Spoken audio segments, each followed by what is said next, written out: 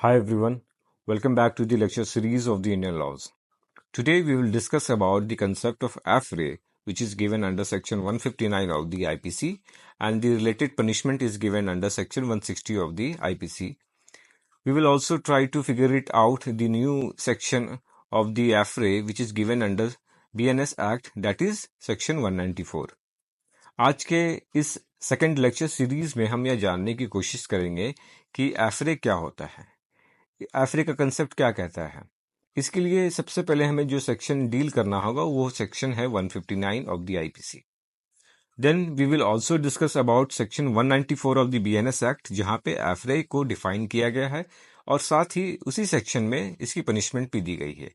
और पुराने आईपीसी और नए बीएनएस एक्ट में क्या क्या चेंजेस किए गए हैं वो सारी चीज़ों को आज हम इस वीडियो में डिस्कस करेंगे। आज की इस पर्टिकुलर वीडियो में हम यह चर्चा करने की कोशिश करेंगे कि एफरे का जो कंसेप्ट है वो किस तरीके से होता है, किन के द्वारा किया जाता है और इसकी क्या पनिशमेंट है। इसके लिए सबसे पहले हमें सेक्शन 159 को पढ़ना होगा, जहां पे एफरे की डेफिनेशन दी गई है और इससे रिलेटेड जो पनिशमेंट है वो सेक्शन 160 में दी गई है।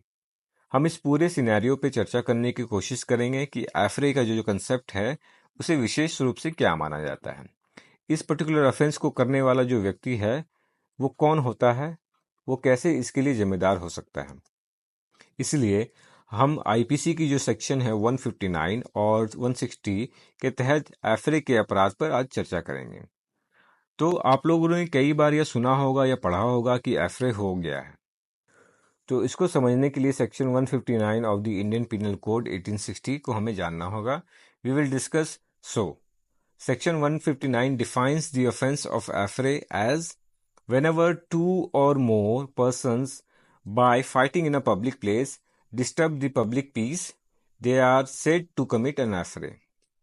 एफरे के अपराध में जब दो या उससे अधिक लोग पब्लिक प्लेस में लड़ाई झगड़ा के द्वारा पब्लिक पीस को ध्वस्त करते हैं और पब्लिक की शांति को भंग करते हैं, तो ऐसे केसेस में उन लोगों पे जो ऑफेंस चार्ज होगा वो आईपीसी की सेक्शन 159 के तहत होगा और उस ऑफेंस को हम एफरे का अपराध कहेंगे। अब सबसे पहले हम एफरे वर्ड को समझने की और जानने की कोशिश करेंगे कि ये वर्ड कहाँ से आया है। तो ये ओरिजिनली एक फ्रेंच वर्ड है और इस शब्द का मतलब यह होता है कि किसी को डरा देना, यानी सामने वाले को सहमा देना।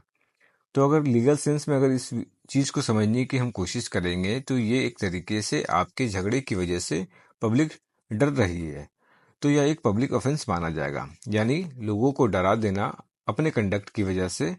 तो अगर ऐसे लोगों को पकड़कर उनकी कन्विक्शन के लिए यह काफ़ी है कि उनके पर्टिकुलर झगड़े या लड़ाई की वजह से या उनकी हरकतों से, उनके एक्शन से या उनकी कंडक्ट की वजह से पब्लिक परेशान हुई है, तो यह यहाँ पे समझना होगा कि यहाँ पे पब्लिक इस बात का सबूत है कि वो इस झगड़े से डर गए हैं।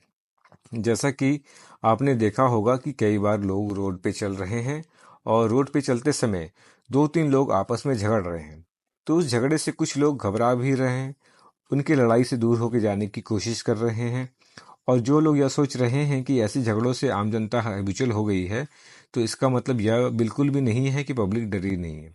तो यहाँ पे यह प्रूव करना वैसे इतना खास जरूरी नहीं है कि किसी के झगड़े या लड़ाई से कोई पब्लिक डरी नहीं है।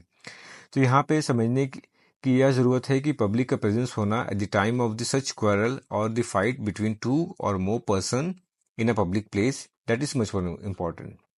पर ये यहाँ पे आपको ये चीज भी समझनी होगी कि अगर ऐसा चीज होता है तो यहाँ पे ऑफेंस अपने आप हो जाएगा।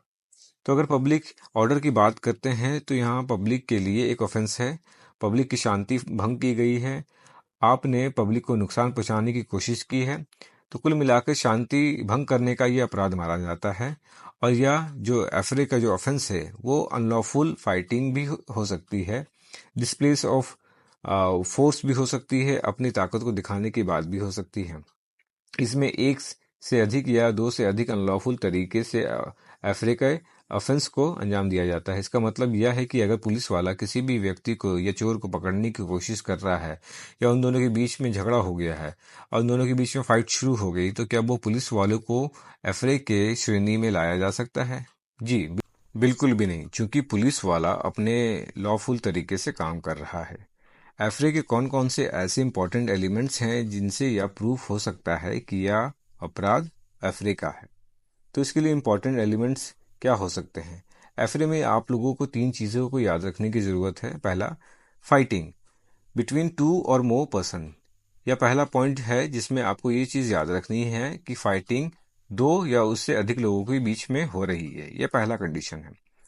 दूसरा कंडीशन में यह आपको समझना है कि there should be a fighting between 2 और more person in a public place, यानी वो एक सार्वजनिक स्थान होना जरूरी है। और उस पर्टिकुलर सार्वजनिक स्थान में अगर जो लड़ाइयाँ हो रही हैं किसी 2 या 2 से अधिक व्यक्तियों के बीच में, तो तीसरा पॉइंट हमें यह भी समझना है कि there should be a disturbance of public peace due to the fighting of the public. इसलिए तीसरा कंडीशन ये है जिसे आपको अच्छे तरीके से समझना है। अगर यह तीनों एलिमेंट्स एफरे के लिए साबित हो गए हैं तो आपने एफरे का ऑफेंस कमिट किया है। अब बहुत सारे लोग यह भी सवाल पूछते हैं या पूछ सकते हैं कि अगर किसी आदमी को एफरे के ऑफेंस के अकॉर्डिंग गिल्टी पाया जाता है तो उसका क्वांटम ऑफ पनिशमेंट क्या उसको दी जा सकती है, जिसके लिए हमें सेक्शन 160 ऑफ द आईपीसी को जानना होगा कि वो पनिशमेंट के बारे में डिस्कस करती है। तो उसमें 1 मंथ की सजा हो सकती है। With fine means the offender can be prosecuted and punished, which may extend to 1 month with fine up to 100 rupees or both। जो आदमी एफरे के अकॉर्डिंग गिल्टी पाया जाएगा तो उसे 1 माह तक की सजा में जाना पड़ सकता है। तो यहाँ पर 2 टाइप्स की सजा हो सकती है, जिसमें पहला है सिंपल इम्प्रिजनमेंट और दूसरा है रिगरस इम्प्रिजनमेंट, यानी सरल सजा एवं कठोर सजा। अब हम बात करते हैं कि एफरे के ऑफेंस से बचने के क्या क्या डिफेंसेस आपके पास अवेलेबल हो सकते हैं। तो आपको ये प्रूव करना होगा कि आप उस पर्टिकुलर फाइट में इनोसेंट हैं। There was no such aggression committed by on your part as you have not started that particular fight. मैं खुद से बचाने के लिए वहां पे उसको मार रहा था, अपना सेल्फ डिफेंस को इस्तेमाल कर रहा था। जरूरत हो कि अगर आप उससे अगर नहीं मारते तो वो आपको भी मारकर जख्मी कर सकता था। दूसरा डिफेंस आप ये भी ले सकते हो कि अगर ऐसी कोई कंपल्शन है जहाँ पे by order of law, like जैसे पुलिस वालों, आर्मी वालों या फिर गवर्नमेंट एम्प्लॉयज या सर्वेंट के पास होती है, जो कि अपने ऑफिशियल ड्यूटी को डिस्चार्ज कर रहे होते हैं in order to keep the public peace and safety in a proper way, तो अफरे का जो ऑफेंस है उन लोगों के ऊपर एप्लीकेबल नहीं होगा।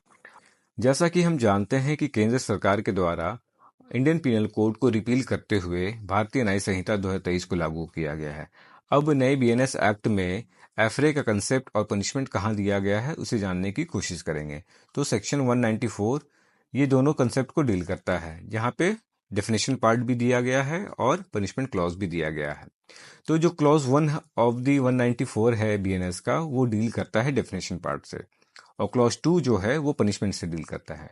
तो आप लोगों को यह भी एक चीज जानने की जरूरत है कि पहले जो आईपीसी हुआ करती थी उसमें जो पनिशमेंट दी जाती थी वो 1 महीने की सजा साथ फाइन 100 रुपए की। लेकिन इस चीज को चेंज करते हुए जो पनिशमेंट अब दी जा रही है या दी जाएगी वो है 1 महीने की सजा विथ फाइन ऑफ 100 रुपीज और बोथ। तो ये टोटल कंसेप्ट आज हमने बीएनएस एक्ट के अकॉर्डिंग और आईपीसी के अकॉर्डिंग एफरे के बारे में जानने की कोशिश की है। आई होप आप लोगों को ये वीडियो पसंद आई होगी।